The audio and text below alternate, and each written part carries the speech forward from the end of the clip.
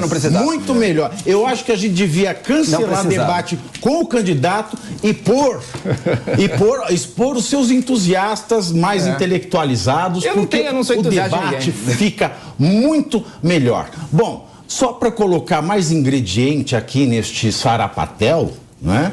Em nota oficial, falando do caso daquele servidor exonerado, e esse tema é muito interessante. Esse tema é muito interessante. E nós vamos colocá-lo agora na discussão. O TSE, ele disse ter exonerado Alexandre Gomes Machado por assédio moral, negando qualquer ligação da demissão com o caso das inserções de rádio de Bolsonaro.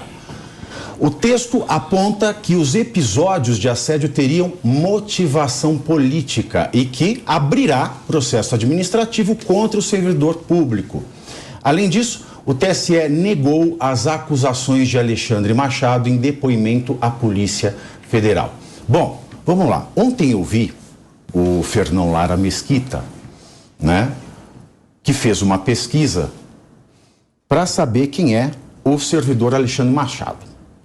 Aí, ele aponta que Alexandre Machado, que é concursado, ele é subordinado a, se não me falha a memória, Ludmila Maluf, dentro do TSE.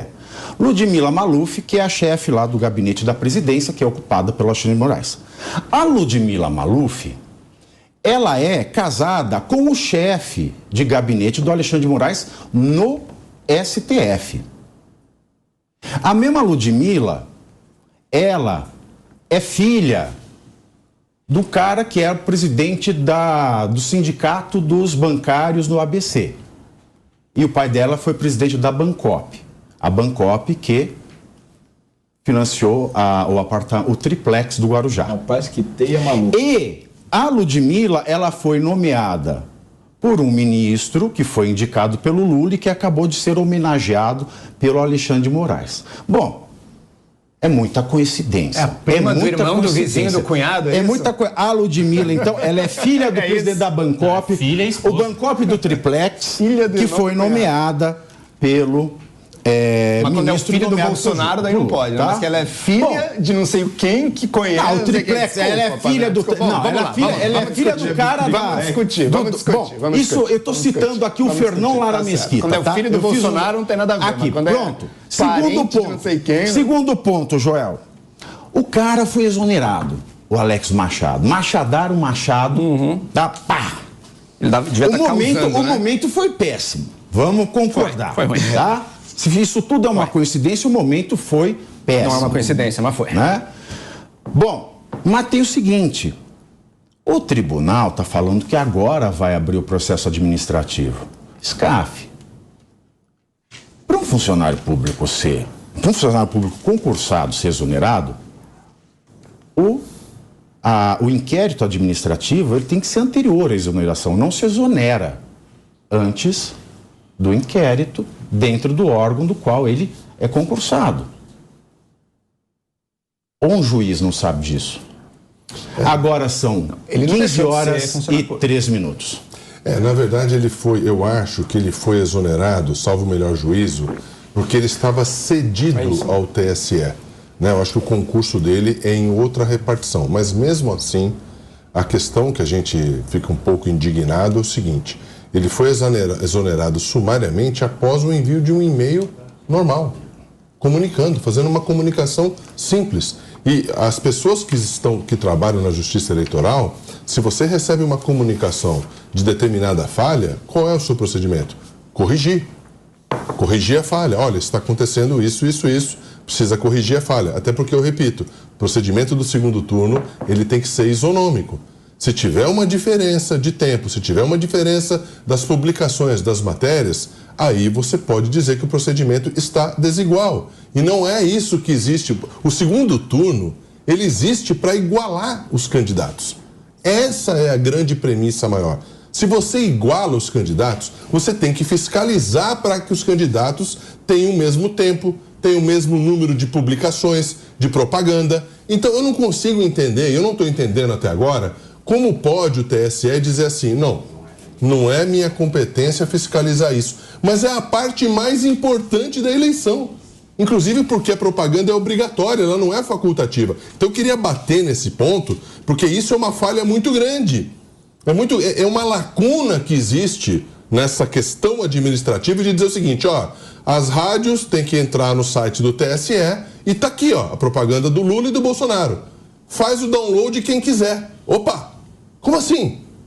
Como assim? E como é que você vai saber que determinada rádio de uma cidade onde o prefeito é do PT ou é do PL estão dizendo o seguinte, ó, naqueles dias você não baixa essa publicação, sendo que é obrigação dessa rádio passar qualquer coisa, como disse o nosso colega, o Kobayashi. Ó, se não foi mandada a propaganda diária, passe a anterior. Então, o que me assusta em tudo isso, Pavinato, não é nem a demissão de um servidor que estava lá em cargo comissionado, demissível ad nutum, até aí, tudo bem, é de discricionariedade da presidência, pode parecer um pouco estranho e tudo mais, mas a questão de fundo é que preocupa. Em quantas centenas de municípios isso pode ter acontecido? E quero só terminar dizendo o seguinte, se isso tivesse acontecido para a candidatura do ex-presidente Lula, nós estaríamos todos aqui indignados também, porque nós não podemos admitir que no segundo turno determinado candidato tenha mais do que o outro, porque os tempos são iguais. Ó, eu falo por mim, eu estaria, tanto que eu fui o maior indignado contra a Lava Jato, tá? Então, eu estou falando que juridicamente, Kobayashi, meu querido, se o Brasil tivesse o sistema processual dos Estados Unidos, que o juiz ele pode não admitir porque ele não acredita nas provas e nem citar outra parte, mas esse não é o nosso sistema, infelizmente. Se devia ser, precisamos mudar e quem muda é o Congresso, tá? Mas vamos admitir que seja válido no Brasil. Vamos pensar que aqui o juiz ele pode já valorar a prova e falar, não, essa prova é imprestável, eu não quero, né? Porque o juiz ele valora a prova depois do contraditório. Bom, se um tribunal começou a investigar a Jovem Pan, investigar para obter prova, e isso foi a curso, ninguém chamou a coligação do PT, mandou a coligação do PT para a PGR para responder crime eleitoral. Agora, o mesmo tribunal pode não ter, por quê? O TSE, nós não estamos falando da justiça pulverizada no Brasil inteiro. Ali todo mundo se fala bom dia, boa tarde, boa noite. Esse mesmo tribunal, ele pode falar assim, ah não, eu não gosto, não tem prova suficiente, nem vou investigar, vai lá para o PGR que você vai responder por crime, negão. Pavinato, eu vou além. Não dá para desvincular, embora sejam funções diferentes, mérito diferente.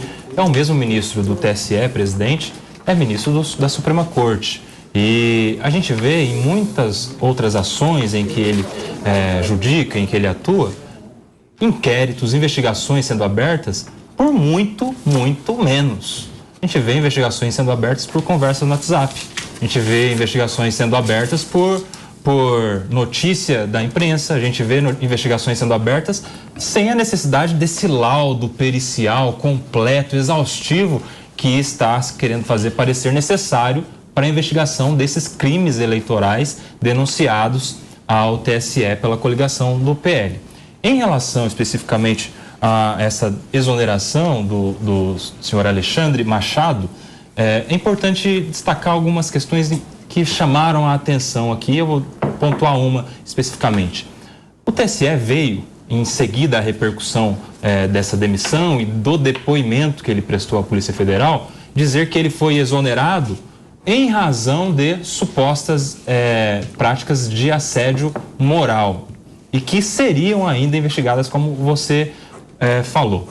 Primeira coisa, o órgão empregador, ainda que seja, na verdade, não um emprego, mas uma função pública, o chefe, o superior hierárquico, o detentor do poder de se exonerar um servidor público, ele não pode ter na manga uma carta para, a qualquer tempo, exonerar um servidor por práticas ilícitas, como seria a desse assédio moral, que não tem base em nenhum inquérito aberto. O próprio TSE confirma isso no tempo verbal em que diz que essas investigações ainda serão apuradas, então não tem nenhuma sindicância. Não, e quem é que comunicou esse assédio moral? Pois é. Quem é essa pessoa? Não tem essas informações. Então é muito, muito estranho essa demissão neste momento.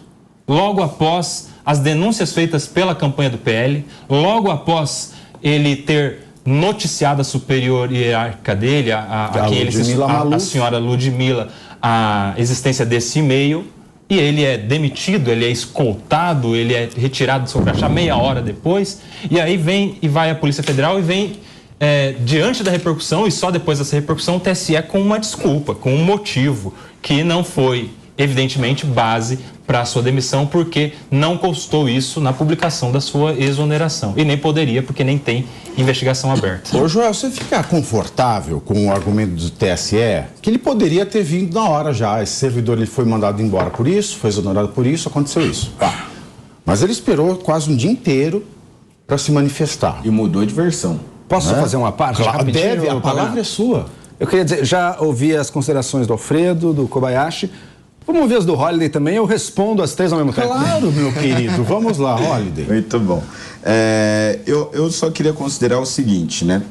O depoimento desse assessor para a PF, ele não é um boato, né? Não é uma conversa de corredores, não é um negócio da rádio peão. Ele foi à Polícia Federal e declarou que presenciou desigualdade entre as inserções comerciais. Portanto, é mais um elemento de prova. Porque às vezes a gente fica aqui discutindo a metodologia do software utilizado pela auditoria, stream, não é, etc. Tudo bem, ali você já tem vários indícios que seriam suficientes para uma investigação. E sempre lembrando, para investigar algo, nós não necessitamos de provas, nós necessitamos de indícios. E indícios, a auditoria por si só já traria tudo isso. Mas, além disso, nós temos o caso da Rádio Clube no interior da Bahia e nós temos agora o caso desse assessor, que diz em depoimento para a PF, portanto é uma testemunha, e testemunho é prova, dizendo que denunciou este equívoco e aparentemente por conta disso acabou sendo demitido. Mas não acaba aí, porque o sujeito ele é demitido no dia seguinte ao envio das documentações pela campanha do Bolsonaro ali detalhada, mais de 5.000 páginas de detalhamento. Aí, como se não bastasse, ele avisa o seu superior e depois, então, ele é demitido. A imprensa busca o TSE para perguntar o seguinte: por que o sujeito foi exonerado logo depois de receber aí todas essas documentações, todos esses indícios da campanha do Bolsonaro? A resposta do TSE, lembrem-se, a resposta do TSE inicialmente foi: nós estamos fazendo algumas mudanças naturais na corte. Essas exonerações serão comuns agora porque estamos fazendo algumas mudanças na equipe como um todo. Passa-se algumas horas, repercute a demissão, ninguém cai nesse conto de lorota, aí eis que vem uma outra nota do TSE sobre a mesma demissão, sobre o mesmo fato, mudando completamente. Não.